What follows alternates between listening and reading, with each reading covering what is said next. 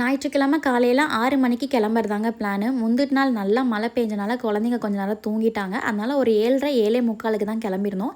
நல்ல வேளை சாரீ வந்து முந்தின நாளே வந்து ப்ளீட் பண்ணிட்டேன். அதோட வீடியோ வந்து கீழே டேக் பண்ணுறேன், செக் பண்ணி பாருங்கள்.